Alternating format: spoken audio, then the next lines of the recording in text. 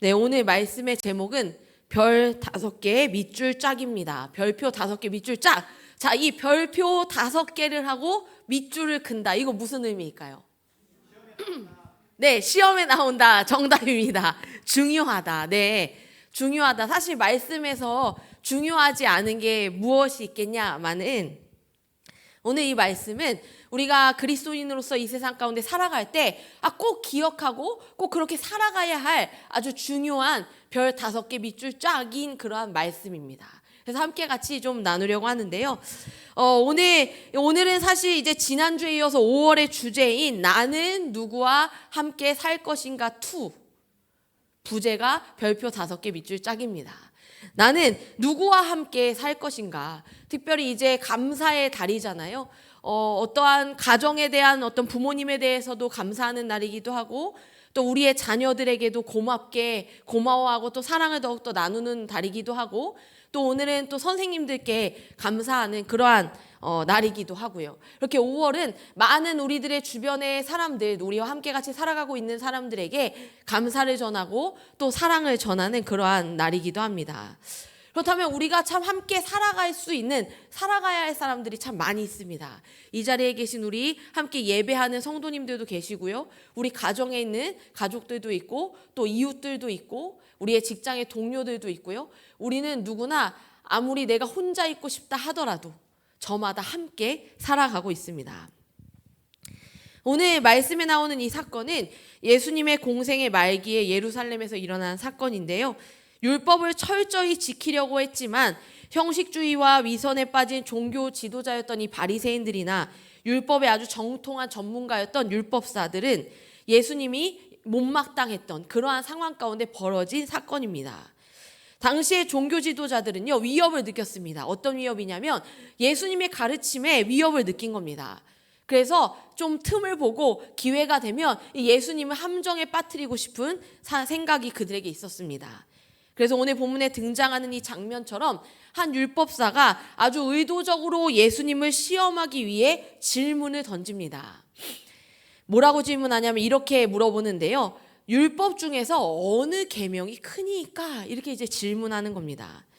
율법사의 질문은 사실 예수님을 시험해서 넘어뜨리고 싶었던 그러한 욕구에서 나온 질문이지만 예수님은 이 질문에 인생 전체를 꿰뚫을 만한 인생의 진리가 되는 핵심 진리를 도리어 답으로 그에게 가르쳐 주십니다. 율법 중에서 어느 계명이 큽니까? 라고 물어보는 이 질문은 당시 이제 율법사들 사이에서는요, 어떤 계명이 큰 계명이냐라는 이 논쟁이 있었습니다. 랍비들은 율법을 613개 조항으로 분류하고 그 중에 248개를 중요한 것으로 그리고 나머지 365개를 덜 중요한 것으로 분류를 했는데 그리고 그 중요한 계명으로 구분한 것 중에서도 과연 어느 계명이 가장 크냐, 중요하냐 이러한 것들을 계속 이야기했던 겁니다. 그리고 이 질문을 예수님께 이렇게 던졌을 때 예수님은 아주 명료하게 이야기하십니다. 하나님 사랑과 이웃 사랑이다. 요약하자면 이렇게 말씀하신 겁니다. 사실 그 안에 다 있죠. 하나님 믿는 사람이 살아가야 할 모습 그 안에 다 있습니다. 하나님 사랑하고 이웃 사랑하는 거야 라고 말씀하셨습니다. 근데 이 답을 그냥 말씀하시기보다 먼저는 신명기 6장 5절의 말씀을 인용하셔서 너는 마음을 다하고 뜻을 다하고 힘을 다하여 내 하나님 여호와를 사랑하라. 이 말씀을 인용하셔서 하나님 사랑해라 이렇게 말씀하셨습니다. 또 그 다음으로는 레위기 19장 18절 말씀을 인용하셔서 원수를 갚지 말며 동포를 원망하지 말며 내 이웃 사랑하기를 내 자신과 같이 사랑하라. 나는 여호와이니라 라고 이렇게 설명을 하시는 겁니다. 예수님은 이 두 말씀을 통해서 마음과 목숨과 뜻을 다하여 하나님을 사랑하라. 둘째도 그와 같으니 내 이웃을 내 자신과 같이 사랑하라고 이것이 큰 계명이라고 이렇게 말씀을 하셨습니다. 왜 이렇게 이제 예수님이 말씀을 하셨을까요? 당시의 바리새인과 이 서기관들은 율법의 계명을 잘 준수해내기 위해서 노력하며 살았습니다. 율법에 있어서 그들은 매우 전문가였습니다. 그러나 가장 중요한 것이 그들에게 비어 있었습니다. 뭐냐 하면 율법의 정신입니다. 율법의 정신이 사랑이 그들에게 없었던 것입니다. 사랑은 없이 그저 내가 이만큼이나 잘 지키고 잘 살아왔노라고 자기의 만족에 빠진 모습으로 그들이 살아갔습니다. 먼저 하나님을 사랑하라는 것은, 그래서 예수님이 그렇게 말씀하신 것은 그런 거다 말고 존재로 나아오라고 그들에게 말씀하시는 겁니다. 마음이라는 것, 마음을 다하고 목숨을 다하고 뜻을 다하라고 말씀하셨는데, 이 마음이라는 것은 먼저 우리의 감정과 열정을 주님께 드리라는 것이고, 목숨을 드리라는 것은 삶 전체를, 생명을 거는 헌신을 말하는 겁니다. 나아가 뜻이라는 것은 우리의 지성과 의지, 계획과 사고를 하나님을 향하여 살아가는 삶입니다. 그러니까 저는 이 마음과 목숨과 뜻을 이렇게도 생각해 볼 수 있다고 생각했습니다. 영과 혼과 육입니다. 영혼 육을 다하여 하나님을 사랑하는 전인격적인 그러한 사랑의 관계 가운데 나오라라고 하나님은 말씀하시는 겁니다. 하나님을 사랑하는 사랑이라는 것은 단순히 어떠한 감정적인 것만을 말하는 것이 아니라 존재 전체를 드리는 신앙이고 그러한 삶인 것입니다. 존재 전체로 반응하는 선택인 것입니다. 그래서 이 사랑은요, 형식에 있지 않고 이 중심에서부터 흘러나오는 관계성이라고 할 수가 있습니다. 그래서 우리의 신앙생활은 이것으로 본다면 우리의 예배 생활, 우리의 기도 생활, 우리가 말씀을 묵상하고 또 살아내는 이 모든 생활에는 사랑이라는 이름 앞에 다시금 정립될 필요가 있습니다. 그런데 당시의 종교 지도자들은 어떠했습니까? 그들에게는요, 행동이 있었습니다. 열심히 행동하려고 애썼습니다. 그러나 사랑의 관계에 기초한 것이 아니라는 겁니다. 물론 그들도 그것이 사랑이라고 말할 수 있었을 것이고 믿음과 신앙적인 삶을 살아가고 있노라고 생각했을 수도 있습니다. 그러나 행위에 치우쳐서 목적이 전도되어 버리는 것입니다. 우리의 신앙생활도 한번 생각해 보세요. 우리가 하나님을 사랑한다라고 하면서 하나님의 일, 하나님이 기뻐하시는 것들을 하기도 합니다. 그런데 그 어떠한 행위에 너무 집중된 나머지 사랑의 관계를 누리지 못합니다. 너무나도 열심히 행위를 하다 보면 하나님 앞에 지쳐서 번아웃돼서 하나님과 도리어 멀어지고 아무것도 하고 싶지 않고 예배 가운데도 나아가지 못하는 그러한 모습들을 우리는 종종 우리의 삶에서, 누군가의 삶에서 얼마든지 볼 수가 있는 겁니다. 이미 관심이 없으실 수도 있는데요. 옛날 옛적을 한번 생각해 보실까요? 연애 시절로 한번 돌아가 보겠습니다. 누군가 언젠가 한 번쯤 품었던 정말 좋아했던 사람을 한번 떠올려 보세요. 그런데 이제 그 어떠한 연애에 있어서요, 연애에 실패하는 사람들을 이렇게 잘 보면, 제가 이제 청년 사역할 때 연애 상담을 되게 많이 해줬거든요. 그리고 제가 서울신학대학교에서 연애 상담을 무료로 많이 해줬던 그런 전문가입니다. 많은 이들의 올바른 길로 제가 인도를 해서요, 다행히 정신을 차리고 올바르게 갔는데요. 그 사람들이 연애에 이렇게 실패하는 모습들 가운데 무엇이 가장 실패의 요인인가를 봤습니다. 사람들은 외모? 예를 들면 어떤 매력이 없나? 이렇게 생각할 수도 있는데요. 외모와 매력과 상관없이 보세요. 저마다 다 작은 사실이 있잖아요. 그죠? 그런데도 이 연애에 실패하는 이유는 뭐냐면 나의 행위의 만족감에 빠져서 사랑할 때 실패합니다. 그러니까 가령 이런 겁니다. 내가 좋아하는 사람이 이 사람이 무엇을 원하고 무엇을 싫어하는지 알기보다는 내가 열심히 뭘 자꾸 해주는 거예요. 그래서 원하지도 않는 것들을 갖다 주고, 난 이거 먹고 싶지도 않은데 자꾸만 해다 주고. 왜 이렇게 크게 웃으시지? 그런 경험 있으세요? 내가 그걸 달라고도 안 했는데 자꾸만 그걸 갖다 주고, 그렇게 자꾸 표현하고, 그래서 도대체 나를 사랑하는 건지 아니면 나를 사랑하는 자기를 사랑하는 건지 모르겠는 거예요. 자기의 어떤 그 열정을 너무 좋아하는 거죠. 아, 내가 지금 누군가를 사랑하고 있어. 나의 이 사랑이 너무나도 고귀해 하는 그 감정에 빠져 있으면요, 이 사람보다는 어찌 보면 이 사람을 사랑하는 나에 빠져 있지 않습니까? 내 만족, 내 방식으로 사랑하는 겁니다. 이 사랑의 5가지 언어라는 것이 있습니다. 요즘에 이제 MBTI라고도 하지만 미국에서는요, MBTI보다 이 사랑의 5가지 언어로 소통했었던 그런 시절이 있었다라고 하더라고요. 이 사랑의 5가지 언어는 우리나라에도 게리 체프먼 목사님이 쓴 아주 많은 이렇게 책들이 있는데요. 거기에 보면 사랑을 5가지의 언어로 표현한다라고 이야기합니다. 뭐 스킨십, 함께하는 시간, 선물, 봉사 뭐 이런 것들인데요. 근데 여기에 보면 저마다 누군가를 향해서 내가 사랑을 표현하는 방식이 있습니다. 그러니까 어떤 사람은요, 선물로 표현하는 사람이 있어요. 자꾸만 뭔가 선물을 사다 주는 거예요. 근데 반대로 이 상대방은 어떨 때 내가 사랑을 받는다고 느끼냐면 나를 인정해 주는 말을 해줄 때 내가 사랑받는다고 느낀다는 거예요. 그런데 인정해 주는 말을 해주면 될 것을 돈을 계속 써서 선물을 갖다 줘봤자 아무런 효과가 없습니다. 왜냐하면 선물에는 별로 의미가 없는 거예요. 인정해 주는 말이 더 중요한데. 또 어떤 사람은 함께하는 시간으로 사랑을 느낍니다. 함께 있어주면 돼요. 그런데 자꾸만 함께 있어줄 생각은 안 하고, 우리 옛날에 아버님들 이거 많이 하셨죠? 함께 일찍 와서 밥 먹고 같이 이야기하고 싶은데 남편들이 열심히 일해서 돈을 벌어서 반짝반짝한 거 갖다 주면 만족한다고 생각하지만 물론 안 하는 건 아닙니다. 멈추지는 마십시오. 근데 그 만족은 잠시뿐이라는 겁니다. 진짜 행복은 내가 이 사람과 함께 하고 싶은 거예요. 근데 나한테 선물을 주려고 안 들어온다. 그러면 사랑받는다고 못 느낀다는 겁니다. 부모님들도 마찬가지예요. 부모와 자식 관계에도 이 5가지 사랑의 언어가 있는데, 청년들 잘 들으십시오. 엄마가 야, 좀 일찍 와서 밥 좀 먹자. 엄마 아빠가 그러면요, 정말로 밥을 같이 먹고 얼굴 보자는 건데, 그때 와가지고도 핸드폰 하거나 늦게 오고 잘 때 오고 여기가 하숙집이야?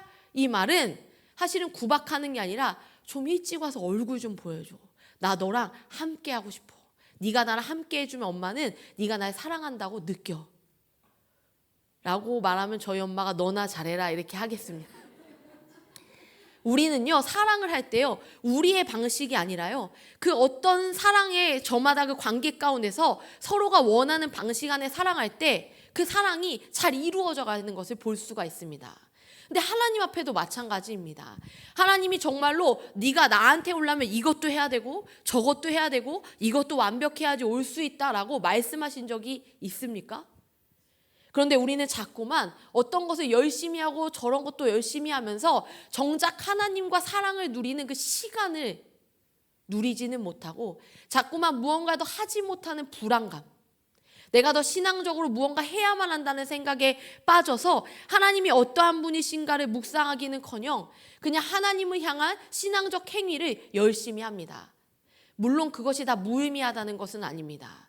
성경 필사하면서도 우린 하나님을 만날 수 있고 말씀 묵상의 시간을 통해 하나님 만날 수 있습니다. 그러나 그것이 하나님과의 사랑의 관계를 세워가는 것은 온데간데 없이 나의 무언가를 채우기 위한 행위로 쌓여만 간다면 그것은 하나님과의 관계 안에 하나님이 정녕 원하시는 사랑의 관계성은 아닐 수 있다라는 겁니다. 그래서 우리는요, 이 행위가 우리를 구원해 주는 것이 아니라는 것을 기억해야 합니다. 구원의 은혜라는 말은요, 구원이 말 그대로 은혜라는 겁니다. 구원이 만약 내가 무언가를 열심히 했기 때문에 얻어지는 것이라면 그게 어떻게 은혜라고 할 수가 있겠습니까? 행위만 남는다면 우리는요, 하나님 앞에 그렇게 나아가는 온전한 삶, 그 온전한 복된 삶, 사랑의 삶을 누릴 수가 없게 됩니다. 나아가서 성도 안에서도요, 그 행위만 있으면 서로를 정죄하기에 바쁠 뿐입니다. 우리가 함께 같이 코이노니아를 이룬다고 하지만 내가 와서 보았을 때 내가 바르면 바를수록 누군가가 바르지 못한 것이 불편하고 힘듭니다. 제가요, 전에 사역하면서요, 어떤 한 집사님이, 젊은 집사님 선생님이 계셨어요. 이제 결혼한 지 한 2년 정도 된 아주 젊은 청년과 같은 그런 집사님인 선생님이셨는데요. 이 선생님이 굉장히 어렸을 때부터 아주 FM으로 신앙생활을 했습니다. 그러니까 이제 시험 때도 무조건 교회, 인생에 어떤 일이 있어도 교회, 뭐 이런 선생님이 이제 청소년 교회에 계셨어요. 물론 아이들에게 올바른 신앙을 가르쳐 주시기도 하지만 때로는 너무 좀 치우쳐 있는 부분도 있다라고 제가 이제 우려를 했었던 적이 있는데요. 근데 하루는요, 이 부서에 또 다른 선생님 중에 이 여러 어떤 그 청년 선생님이 자기가 공무원이 되기 위해서 또 여러 어떤 자격의 과정을 거치는 시간을 위해서 열심히 공부를 해도 몇 년째 계속 좋은 결과를 얻지 못하는 그 같은 부서의 교사이자 저에게는 제가 담당했던 한 신실한 청년이 한 명 있었습니다.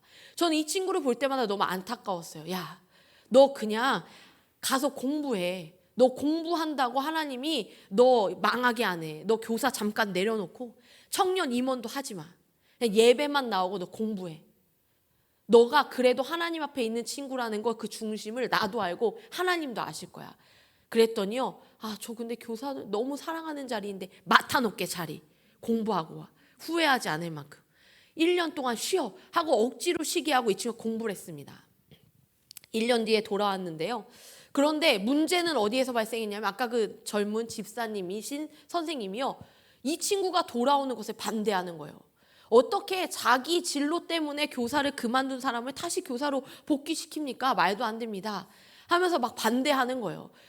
자기 공부하자고 빠졌는데 어떻게 교사를 해요? 이렇게 물어봐서 제가 한마디로 되질문하고 그 대화를 가름했습니다. 뭐라고 했는지 아세요?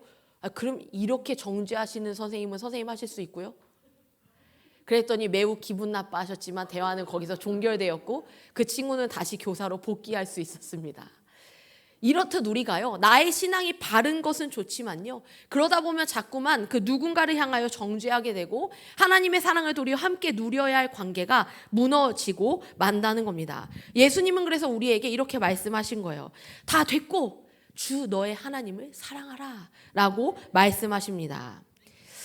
그런데 이제 이렇게 이야기하시면서요. 나아가서 또한 이렇게 말씀을 하셨습니다. 그 주 너의 하나님을 사랑하는 것에 한 가지를 더 덧붙여서 말씀하신 것이 하나님을 사랑하고 둘째도 이와 같으니 내 이웃을 내 몸과 같이 사랑하라 라고 이어서 또한 말씀하시는 겁니다. 여기에 중요한 문장이 두 개가 있습니다. 이와 같으니 내 몸과 같이입니다. 하나님을 사랑하는 게 너무 중요한데 그것과 같은 것이 있으니 하나님을 사랑하는 것이 중요한데 이와 같으니 그게 바로 내 이웃을 사랑하는 것이다 라고 말씀하는 겁니다. 파격적인 말이지 않습니까? 하나님을 사랑하는 것이요 이웃을 사랑하는 것과 같답니다. 한번 질문 드릴게요. 하나님을 사랑하십니까? 이것은 다 하면 잘하실 줄 알았는데 하나님을 사랑하십니까? 그래서 이웃도 사랑하고 계십니까? 한 4분 정도로 축약되었습니다. 이게 같다고 말씀하시는 거예요. 그러니까 우리가요 하나님을 사랑한다면 이와 같으니 내 이웃을 사랑하라는 겁니다. 근데 거기에 한 가지 더 있습니다. 내 몸과 같이 라고 이야기하시는 겁니다. 정리해서 말해본다면 내 이웃을 사랑하는 삶은요 먼저 하나님을 사랑하게 되어야 그와 같은 마음으로 이웃을 향한 사랑을 가질 수 있게 되고 또 나를 사랑할 때 내 몸과 같이 이웃을 사랑할 수 있게 된다라고 말하는 겁니다. 이웃을 사랑하는 삶으로 나아가려면 하나님의 사랑 안에서 살아가며 그 사랑을 누리고 그 사랑을 받는 나 자신에 대하여 건강하고 올바르게 사랑하고 바라보는 마음이 있을 때 우리는 거기서 이웃을 향한 사랑으로 또 한 발 더 나아가 발전할 수 있습니다. 근데 이 앞에 걸 다 떼고 우리가 이웃을 사랑합시다 해서 이웃을 사랑하기 위한 여러 봉사나 섬김도 할 수 있지만요. 그 앞에 내가 없고 더 나아가 하나님이 없으면 이 이웃을 사랑하는 이 마음은 지속적이기 어렵고 그리고 이 사랑 끝에 자꾸만 내 사랑이 고갈됨을 느낄 수밖에 없습니다. 그렇기 때문에 우리는요. 먼저 이웃을 사랑하기 위해 내 몸과 같이 내 스스로를 바르고 아름답게 바라볼 수 있는 시각과 그리고 그렇게 바라보려면 결국에는 어떠냐면 하나님 안에 있을 때 내가 그렇게 바라볼 수 있다라는 겁니다. 그래서 오늘 우리가 누구와 함께 살아갈 것인가에 대한 이야기를 하려면요. 결국에는 이 앞에 선행되는 이러한 단계가 있습니다. 여기서 이웃이란 도움이 필요한 모든 사람을 말한다는 것을 예수님은 사마리아인 비유를 통해서 이야기하십니다. 이 이웃, 자신을 사랑하듯 이웃을 대하는 것, 자기중심적인 사랑, 건강하지 못한 사랑, 이기적인 사랑에서 벗어나서 우리의 이웃을 향하여 섬기고 사랑하는 삶으로 나아가는 것, 그것이 우리가 해야 할 사랑이라는 것입니다. 근데 이제 여기까지가 사실은 이제 처음 원고의 끝이었습니다. 여기까지 쓰고 났는데요. 뭔가 좀 서운했어요. 이거 너무 뻔하지 않나? 이미 다 아는 얘기잖아. 라고 하고 나서 거기서 딱 멈춰놓고 어떤 이야기를 더 덧붙여갈 수 있을까? 라고 하면서 이제 조영희 목사님과 대화를 나누었습니다. 저희 이렇게 대화를 나누면서 어떻게 이것을 더 발전하여 나아갈 수 있을까? 근데 그 대화 가운데 제가 떠올랐던 한 TV 프로그램이 있어요. 사실 그걸 보면 자꾸 심장이 떨려서 프로그램을 직접 많이 보지는 못했고요. 기사 같은 걸로 봤는데요. 어떤 프로그램이냐면 이혼 숙녀 캠프라는 그 프로그램이더라고요. 처음에는 그 정도는 아니었는데 갈수록 진짜 이렇다고 하는 부부들의 이야기가 많이 나옵니다. 근데 최근에는요, 그걸 보는데 너무 마음이 아픈 거예요. 슬프더라고요. 거기에서 어떤 것을 발견할 수 있냐면 누구든 단 한 사람도 자신의 삶이 아름답지 않기를 바랬던 사람이 누구도 없더라고요. 누구나 처음에는 이 사람과 함께 행복한 삶을 꿈꾸고 시작했더라고요. 그런 결혼 사진도 막 나와요. 근데 지금은 말할 수 없을 만큼 거의 범죄 상황에 우려할 만큼의 그러한 관계성으로 변질되는 것들을 이렇게 봅니다. 사실 그런 걸 보면요, 이러한 질문이 나와요. 실은 그 분들만이 아니라 우리 모두를 포함해서 우리가 이번 한 달간 우리는 나는 누구와 함께 살아갈 것인가라는 주제로 말씀을 나누는데요. 우리가 진짜로 누구와 함께 살아갈 수 있는 사람들인가? 라는 좀 더 본질적인 질문에 닿게 됐습니다. 그래서 저는 나는 누구와 함께 살 것인가 라는 질문을요, 이렇게 좀 바꿔 보았습니다. 나는 과연 누구와 함께 살 수 있는 존재인가? 사실 우리 인간은 본질상 누구와 함께 살아갈 수 없는 존재입니다. 공동체적일 수 없는 존재입니다. 몇 명만 그런 게 아니라 우리 모두가 그렇습니다. 하나님의 형상대로 지음받은 인간은 원래 하나님과 함께 살아갔고 그 사랑을 누리며 하나님은 자신이 창조하시니 너무나도 사랑하는 인간과 더불어 공동체를 이루며 존재하셨습니다. 그러나 인간이 그 죄를 지음으로 말미암아 이 관계성이 깨어졌고요. 더 이상 하나님과 공동체로 존재할 수 없는 상태가 되어서 그들은 에덴에서 쫓겨나게 되었습니다. 여기에 있었던 이 아담과 하와를 생각해 보십시오. 하나님이 함께 살아가도록 지어진 이 존재, 돕는 존재로 붙여준 이들이요, 그렇게 죄를 지은 그 순간 어떻게 되었습니까? 그들의 공동체도 깨어졌습니다.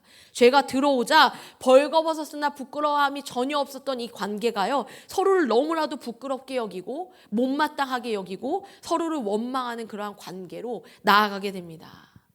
하나님, 당신이 만들어준 이 여자가 나에게 이렇게 하였습니다 라고 서로를 원망하는 그러한 공동체가 완전히 깨어지는 모습은 죄로 인하여 형성된 것이라는 겁니다. 서로의 관계성도 깨어지고 하나님과의 관계성도 깨어진 이 죄인이라는 이 존재는요, 결국에는 공동체적으로 살아갈 수 없는 존재로 그렇게 되어버리는 겁니다. 그런데 하나님이 하신 일이 무엇입니까? 하나님은 이 깨어진 공동체성을 보고 너무나도 마음이 아프셨기 때문에 그렇게 우리와 끊어진 관계 가운데 살아가시는 것이 도저히 견디실 수 없었던 이 하나님이 하신 선택은 친히 인간이 되셔서 우리의 삶에 뛰어 들어오셨습니다. 공동체가 될 수 없는 우리와 함께 같이 공동체가 되기 위해 십자가를 지신 것입니다. 그렇게 우리는 공동체적인 삶을 살아갈 수 있는 여지를 얻게 되었습니다. 우리는 매일의 삶에서 그래서 우리와 함께하는 이들과 더불어 살아가는 연습을 합니다. 그래서 연습이라는 것은 완벽할 수가 없어요. 사실 오늘도 이 사람과 함께 같이 살아가기도 하지만 때로는 또 이 사람과 싸우기도 합니다. 우리가 서로를 존재로 보지 않고 기능으로 보면 우리는 서로가 못마땅할 수밖에 없습니다. 배우자도 또 동료도 친구도 모두가 마찬가지입니다. 어떠한 존재를 바라보고 그 존재가 귀해서 함께 같이 교제하게 된 모든 인간 안에서요, 근데 서로에게 기대하는 그 기능을, 그 역할을 잘 해주지 못할 때 우리는 서운해하고 돌아서기도 하고 그 관계가 깨어지기도 하는 그러한 모습 아닙니까? 그러나 우리에게는요, 예수께서 십자가를 지심으로 회복하신 그 공동체성이 있습니다. 그렇기 때문에 우리는 완벽하지 않지만 매일의 삶에서 함께 누구와 살아가는 연습을 하고 하는 그 거듭되는 과정들을 통해서 온전한 구원의 완성을 이루어갈 수 있게 되는 것입니다. 원래는 공동체를 이루어 살아갈 수 없는 존재인 우리에게 공동체됨을 이룰 수 있도록, 그렇게 살아갈 수 있도록 우리를 다시 당신의 형상으로 회복시키시는 하나님, 그 하나님과의 공동체됨, 하나님과의 교제를 누리는 것이 우리에게 그래서 가장 우선되는 것입니다. 그렇게 될 때 우리는 나아가 우리의 이웃들과 함께 같이 공동체됨의 삶을 살아갈 수 있는 근원을 얻을 수 있고 그 힘을, 그 능력을, 그 지혜를 얻을 수 있게 되는 것입니다. 그렇게 우리가 공동체적으로 살아갈 수 있게 된 내가 그제야 비로소 내 몸과 같이 나의 이웃과 배우자와 가족과 동료와 더불어 공동체를 이루며 살아갈 수 있다라는 겁니다. 5월은 감사의 달입니다.